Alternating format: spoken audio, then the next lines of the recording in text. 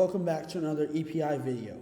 Today is December 23rd, 2024, and today I will be discussing a very interesting topic. Of the presidential swing states, that's what we are specifically looking at here. Which pollster was the most accurate? Which pollster had the least polling error? Now, obviously, there's minor pollsters that we're not going to look at. They also weren't the most accurate, but so minor pollsters that they don't even have enough polls, or they're just so minor that they're not in the average. But basically, most of the pollsters and RCPEs aggregate their final poll. Let's just say we included 13 of them, because that's about what I included, are in the calculations to see who was the most accurate pollster. So I'm going to go state by state and talk about the polls, and then I'll show you my calculations and see who the biggest winners and losers are, who was way too underrated, who was way too overrated. So without further ado, let's get right into this. Let's go to the battlegrounds. So let's go to Arizona, for instance. The way this works is Trump won by 2.8. The polls underestimated Trump here by 2.7 points. Atlas Intel nailed it. The best pollster here. You had pollsters like the New York Times that were also really good here. Data Orbital was a bit off. And so were these pollsters that, like Rasmussen and Trafalgar, that were surprisingly undercutting Trump by more than you'd think for their reputation. Emerson, he's up one. Morning Consult, he was tied, which is just a really terrible poll. But you basically see Atlas Intel leads. Other pollsters, New York Times actually still did well. Other pollsters kind of lagged. It was a hard state to poll, it seemed. You look at Nevada, considering Trump won by 3. Atlas Intel, again, goated, nails it. Emerson is tied. You have others that are way off, like New York Times Siena, horrific poll. Susquehanna was actually just okay. Trafalgar was okay. Rasmussen was definitely pretty good in this one. And so, or Trafalgar, wait, that's a tie. It was not. That was meh. CNN was okay. And so you see here, once again, same thing. Wisconsin, which again, Trump won by 0.8 here. Again, it's insider advantage in Atlas Intel, and I guess Suffolk. They nailed it. They were the best. Trafalgar was okay. All the ties were okay. So like Emerson, and Quinnipiac, for instance. The others less good. Like New York Times Siena, that's not great. Morning Consult or Siena was horrific. Not great sign in Wisconsin, but you're basically seeing who was the best. Let's go to Michigan, and you see here, considering Trump won before, what was the best poll? It was probably closest, Atlas Intel and Trafalgar Group, basically. If you go in and get deep into it, I don't know who was, but someone was slightly better. Those were basically the best. You had Notice Panel, Insider Advantage, New York Times was actually good, Fox News. All the others, though, that showed Harris leading, not so good. Like, surprisingly, Emerson, even Rasmussen, definitely Maris, because they have that left-leaning bias. So you see that there.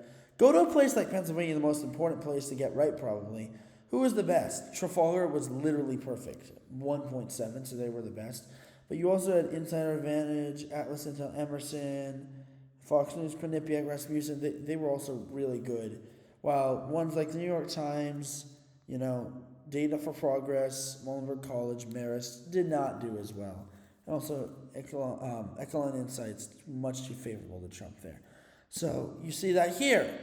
Let's go to a place like North Carolina, where Trump winning by 3. Well, what has that spot on?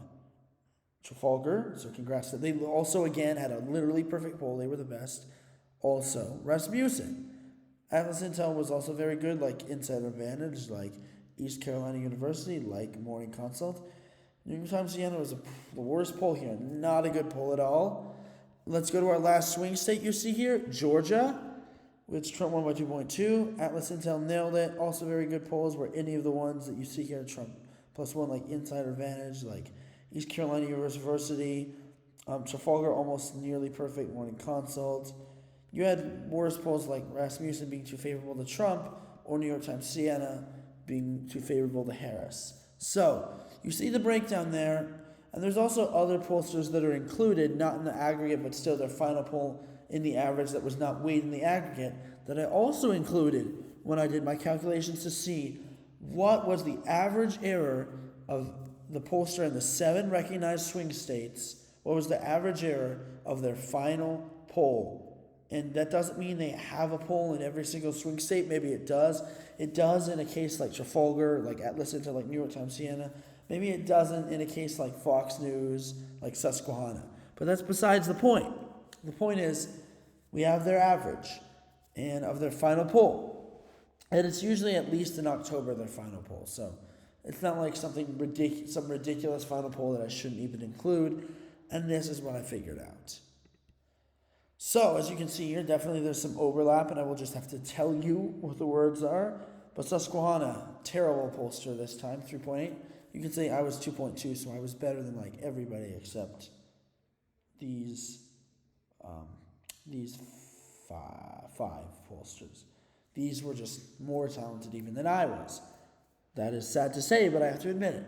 But I was better than the rest. They were just something better than me. So Susquehanna, terrible pollster.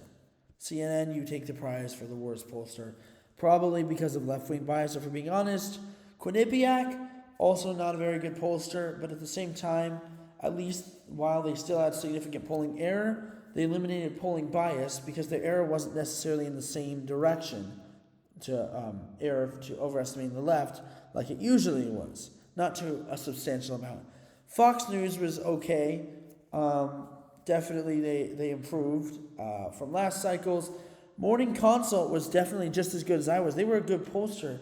I feel they were pushing a narrative the whole time, and then their final polls were all relatively good. Not all of them, but some. Just because I feel like they had left-wing bias the whole time, but they actually wanted to get it right in their final poll. And so they definitely put work into it. And hey, you did well, Morning Consult.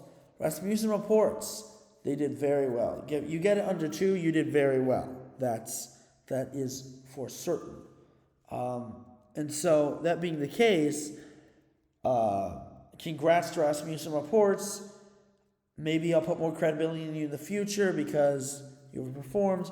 Washington Post, 2.1, not a super major pollster. They performed about how I did, so kudos to Washington Post. Didn't have too much of a huge bias like a lot of people thought they would. Marist, they have a left-wing bias. They were not expected to be a good pollster. So, until they can eliminate that, don't expect much from them. Insider Advantage, the third best on this whole thing. Congratulations. Not a very famous pollster, but Matt Towery over there, good job because you nailed it. Trafalgar Group, 1.4, second best pollster here. They had an amazing cycle in 2016, 2020, and 2024. And I know they had a horrible cycle in 2022, but you can't hate on them that much. They have a great polling methodology, and the hate was too much. People needed to pay attention to the fact. And I know they were Republican affiliated, but they needed to pay attention to the fact that Trafalgar Group is still able to be super accurate, and they proved it here by crushing the other pollsters with amazing accuracy, and the only pollster with 2 exact perfect polls in Pennsylvania and North Carolina that nailed the election. So I just want to say to Robert Cayley and the Trafalgar Group, you did much better. And then to New York Times, most overrated pollster.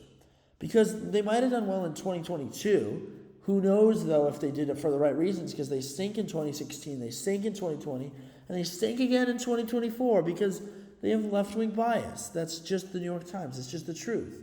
And you could say maybe, you can make an argument that maybe the right-wing pollsters were more accurate because it was a hard year to poll and their right-wing bias made it easier. You can make an argument. It's still not a good argument just because they were right, so you can't blame them. But the New York Times, you're way overrated, and this is just the 3rd presidential cycle in a row to prove that you are not the pollster that we thought you were. Emerson, definitely very good. I like Emerson so much because although they weren't the most accurate, they were definitely accurate, and they're very much, they don't really have a lean into one direction or the other, left or right, and that's what I've always appreciated about Emerson polling, is that you never really are like, well, it's because it's Emerson. No one really ever says that. So congrats to them. But the GOAT, Atlas Intel, 0.4, I don't even know how you do that. You saw in every single state just insanely accurate polling. I was stunned when I was looking over just how accurate Atlas Intel was It really was amazing to see. They are the GOAT. They did it in 2020 as the most accurate pollster. They did it again. The international pollster with a great polling methodology has won the prize back to back in 2 cycles that were really hard to poll. So the biggest congratulations to them. We have our podium. Bronze medal goes to Insider Advantage. Get more famous because you were really accurate. Trafalgar, the hate was not nice. You proved yourself. And Atlas Intel, you are once again the best pollster. So anyways, everybody, thank you so much for watching this video. Be sure to check out other EPI videos for more important election information. Please like, subscribe, and ring that bell for notifications so you never miss another video. As always, thank you so much for watching. EPI out.